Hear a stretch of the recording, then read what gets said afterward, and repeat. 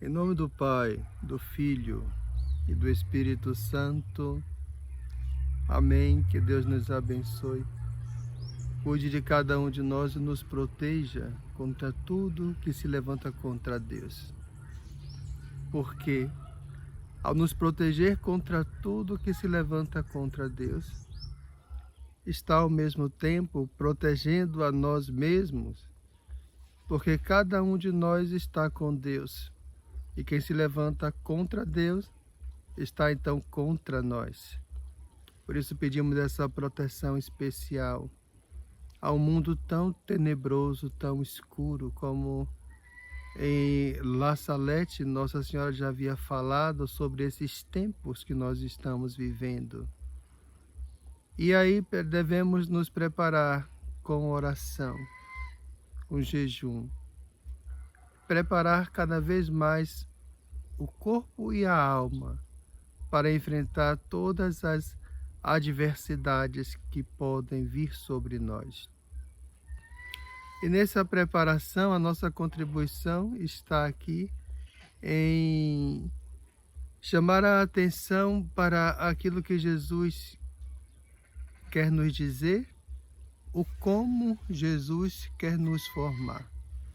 Não se trata de palavras diretas, mas à luz da graça, com auxílio da graça, podemos não inventar coisas, mas ler com mais detalhes o texto sagrado e ali encontrar aquilo que Jesus diz a nós, o como ele disse e para que ele disse. No encontro de hoje, Jesus está mais uma vez em um momento de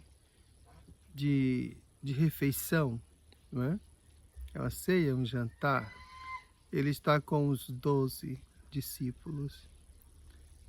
E com esse grupo de amigos tão próximos, Jesus permite se mostrar, ou seja, a sua emoção. Aliás, eu poderia até dizer que isso não era algo escondido em Jesus, não. Se Jesus tivesse que chorar, ele chorava na frente das pessoas, isso nunca foi para ele um problema. Isso quem atesta é um escritor romano. Ora, mas aqui diante dos discípulos, Jesus não mostra sua fraqueza ao deixar explodir a sua emoção, mas mostra para nós, para que os seus, primeiro, amor, sim. Jesus se entristece, Jesus, podemos dizer assim, Jesus chora, se não com lágrimas, mas interiormente ele chora, porque ele esperava, como misericordioso que era, uma mudança da parte de Judas. Então Jesus não encontra essa mudança. Jesus esperava também uma atitude mais nobre da parte de Pedro e não encontra essa atitude. Claro que depois Pedro será uma outra pessoa, sim, mas antes ele fere o coração de Jesus.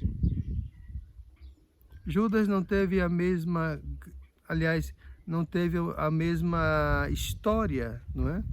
Graça ele teve, graças sobre graças, mas não teve a mesma história e teve um fim trágico. E isso tudo mexe com o coração de Jesus. Mexe com o coração de Jesus. É interessante a gente notar aqui que nesse encontro, que nesse evangelho, nós vamos observar que quando Jesus dá a Judas o pão com molho e manda que ele vá fazer o que ele tem que fazer, João sabia que ele era ali o traidor, o discípulo amado. Os outros, no entanto, imaginavam que Judas havia saído para fazer alguma coisa, já que ele era o tesoureiro do grupo. Ora, em outro texto, em outro evangelho, nós vamos ler que Judas era ladrão, roubava o dinheiro da tesouraria, roubava o dinheiro da bolsa. A pergunta é, por que então Judas, sendo ladrão, tinha a função de cuidar do dinheiro? Não é meio complicado? Tipo assim, você pedir a galinha para guardar o milho e tomar conta do milho, não é? Na lógica humana seria assim, como eu falei. Na lógica humana seria essa ideia realmente. É pedir para que o rato cuide do queijo enquanto você vai ali, não é? Essa seria a lógica humana. Mas na lógica de Deus isso não funciona. Por quê? Porque cada um de nós é convidado a renunciar a si mesmo. Então, se Judas estava tomado aí pelo vício de roubar, então Judas precisava se trabalhar, ele precisava vencer a si mesmo. Aqui eu não estou dizendo que isso foi uma coisa proposital, não, não é isso que eu estou dizendo. Eu estou dizendo que todos nós, quando queremos adquirir uma virtude, é uma coisa prática. Se eu rezo pedindo a Deus paciência, Ele permitirá provações no meu dia a dia, que vai me convidar a exercitar a paciência, e desse modo eu vou adquirir a paciência. A virtude só se adquire exercitando.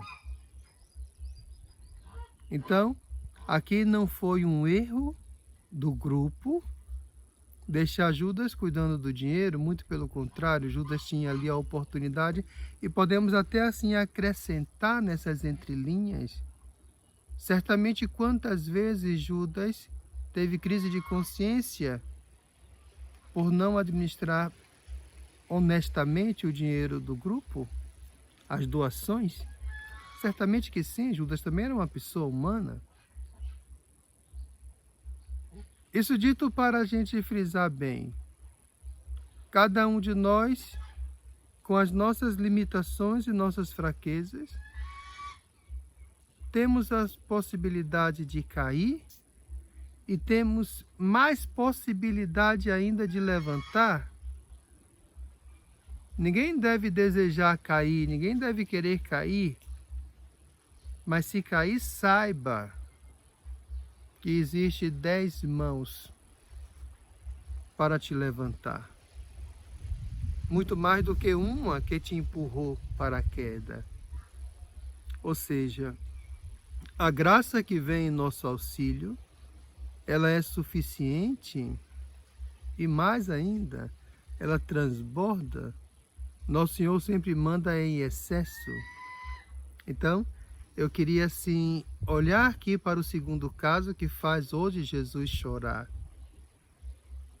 Pedro, antes que o galo cante, 3 vezes me negarás. Então, com certeza, também aquilo gerou um grande remorso em Pedro, e com certeza aquilo contribuiu para a santificação de Pedro, sim. Então veja bem, e repetindo para ficar bem claro, não desejamos nem queremos a queda, mas devemos ter a consciência de que muito mais do que a força que pode nos levar a cair, é a força que nos sustenta pela mão. Então eu queria assim dizer a cada um de vocês hoje, meus irmãos e irmãs, Jesus é aquele que chora conosco quando choramos, aquele que sorri conosco também quando sorrimos, aquele que nos ama sempre e que está nos sustentando. Então queria assim fazer uma observação aqui antes da gente encerrar esse vídeo. Algumas pessoas têm a impressão de que eu estou fazendo o sinal da cruz com a mão esquerda. Eu vou explicar o que é. A minha mão esquerda tem um anel de consagração, vocês estão vendo? A minha mão direita, não. Aliás, eu até uso o relógio na mão direita. Então, esta é a mão que eu faço o sinal da cruz. Entenderam? Agora, o que acontece? Eu gravo esses vídeos com câmera frontal. Então, quando nós vamos editar o vídeo para postar, a câmera frontal faz uma espécie de espelho. Então, tem-se a impressão de que é com a mão esquerda, mas não existe isso, tá bom? É só para esclarecer. Que Deus nos abençoe profundamente neste dia, neste momento da nossa vida. Em nome do Pai, do Filho e do Espírito Santo. Amém.